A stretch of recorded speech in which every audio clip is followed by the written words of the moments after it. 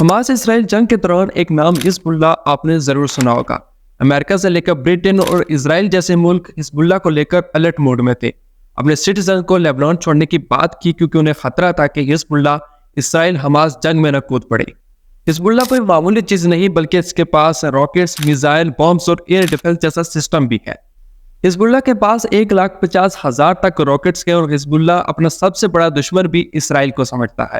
حزب اللہ کا ہائپرسونک میزائل فتح پورے کے پورے اسرائیل میں کہیں بھی اٹیک کر سکتا ہے، اور ایسے میں سوال بنتا ہے کہ آخر کیا ہے یہ حزب اللہ اور اسرائیل سے اس کی دشمنی کی وجہ کیا ہے؟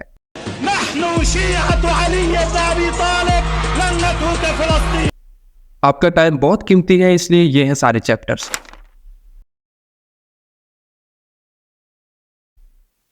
حزب اللہ عربک کا ورڈ ہے جس کا مطلب ہے اللہ کی پارٹی، اور اس وقت اس کے ہیڈ ہیں سید حسن نصر اللہ جو 1992 سے حزب اللہ کے جنرل سیکرٹری ہیں۔ 1982 میں 5ویں عرب اسرائیل جنگ ہوئی جس کے نتیجے میں اسرائیل نے لیبنان پر حملہ کیا۔ لیبنان سے اسرائیل کو نکالنے کے لیے وہاں پر ایک مزاحمتی گروپ حزب اللہ کے نام سے بنا۔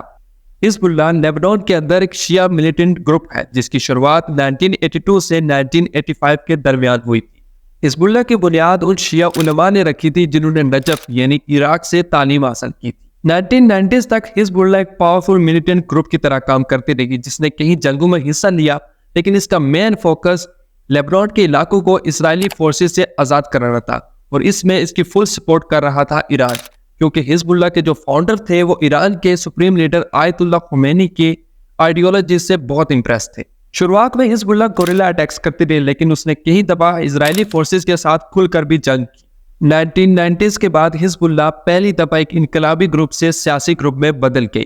1992 کے الیکشن میں حزب اللہ نے حصہ لیا اور اپنی ساری منتخب کردہ سیٹس جیت لی۔ اس کے بعد حزب اللہ نے لیبنان کی گورنمنٹ کے ساتھ نرم رویہ اپنایا اور ظلم کے خلاف لڑنے والے نیشنلسٹ کی طرح خود کو ظاہر کیا۔ چیپٹر 2، حزب اللہ کی ملٹری پاور۔ حماس کے کمپیریزن حزب اللہ بہت سٹرونگ ہے۔ حزب اللہ کے پاس missile, rockets, anti tank missiles, anti aircraft missiles, anti ship missiles, hypersonic missiles جیسے فتح جسے ایران نے حزب اللہ کو دیا تھا جیسے پاورفل ویپنز موجود ہیں۔ اگر صرف میزائلز کی بات کریں تو حزب اللہ کے پاس 1,30,000 تک میزائلز ہیں۔ حزب اللہ کا ہائپرسونک میزائل فتح 250 سے 300 کلومیٹر کی رینج کو کور کر سکتا ہے، اور پورا کا پورا اسرائیل اسی رینج میں آتا ہے۔ سید حسن نصر اللہ کے مطابق حزب اللہ کے پاس 1,00,000 ٹرین لڑاکے ہیں۔ حزب اللہ کے پاس ایسے ڈرونز ہیں جنہوں نے اسرائیل کی ایئر ڈیفنس میں گھس کر اٹیک کیا تھا، اور حسن نصر اللہ کے مطابق یہ ان کی صلاحیتوں کا صرف ایک حصہ ہے۔ جولائی 2019 میں سید حسن نصر اللہ نے حزب اللہ کے المنات ٹی وی پر نشر ہونے والے ایک انٹرویو میں کہا تھا کہ ہمارے ہتھیار کوالٹی اور کوانٹٹی دونوں میں تیار کیے گئے ہیں، اور ہمارے پاس اچھے میزائلز اور ڈرون موجود ہیں۔ چیپٹر 3، حزب اللہ کا نظریہ کیا ہے؟ حزب اللہ ایران کے انقلابی لیڈر آیت اللہ روح اللہ خمینی کے نظریے سے کافی متاثر ہے۔ جو لوگ نہیں جانتے، آیت اللہ خمینی وہ شخص ہیں جنہیں ایران میں انقلابی اسلام کا بانی کہا جاتا ہے۔ 1979 میں خمینی کی کوششوں سے Iran Islamic Republic of Iran بن گیا۔ 1985 میں حزب اللہ اپنا منشور ریلیز کرتا ہے جس کے کچھ مین پوائنٹس یہ تھے۔ پہلا کہ حزب اللہ ایرانی ریولوشنری لیڈر آیت اللہ خمینی کے آئیڈیاز کو اڈاپٹ کرتا ہے اور انقلاب ایران اور ولایت فقیہ کے مقصد کو آگے لے کر چلے گا۔ نمبر 2، حزب اللہ نے اسرائیل کو ظالم اور قابض مانا اور اس کے انفلوئنس کو ختم کرنے کی قسم لی۔ نمبر 3، حزب اللہ نے امریکہ اور ساتھ کے ساتھ مغرب کو بڑا شیطان کہا۔ اور نمبر 4، حزب اللہ نے شیعہ سنی اختلافات کو رد کیا اور اتحاد امت پر زور دیا۔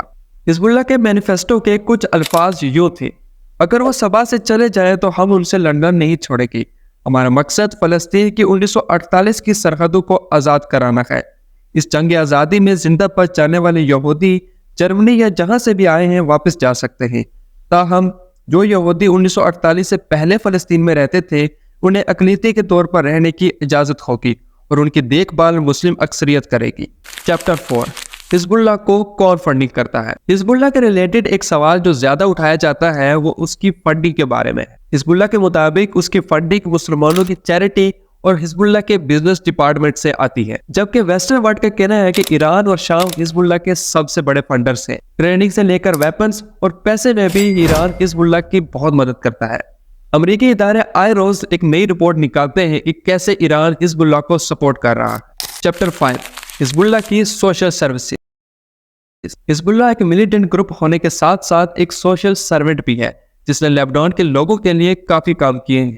हिजबुल्लाह इस टाइम 4 हॉस्पिटल्स, 12 क्लिनिक्स, 12 स्कूल और 2 एग्रीकल्चर सेंटर्स चलाती है जो किसानों को तरबियत और टेक्नोलॉजी फराहम करते हैं। हिजबुल्लाह का एक अपना इन्वायरमेंटल डिपार्टमेंट और एक पब्लिक वेलफेयर डिपार्टमेंट भी है। CNN न्यूज के मुताबिक हिजबुल्लाह ने लेबनान के अंदर हर वो काम किया जो एक हुकूमत को करना चाहिए। कचरा उठाने से लेकर स्कूल्स और हॉस्पिटल्स तक हिजबुल्लाह ने काफी काम किए। 2006 में जब इसराइल के साथ जंग के दौरान बेरूत शहर में बहता हुआ पानी नहीं था तो हिजबुल्लाह शहर के इर्द गिर्द सप्लाई लाइन बना रही थी। हिजबुल्लाह के इन्हीं सामाजिक कारनामों की वजह से आज हिजबुल्लाह लेबनानी माशरे में सहायता कर चुकी है। चैप्टर 6 क्या हिजबुल्लाह टेररिस्ट है? इजराइल को लेकर हिजबुल्लाह के सख्त तरीन रवैये की वजह से वेस्टर्न कंट्रीज हिजबुल्लाह को टेररिस्ट मानती है।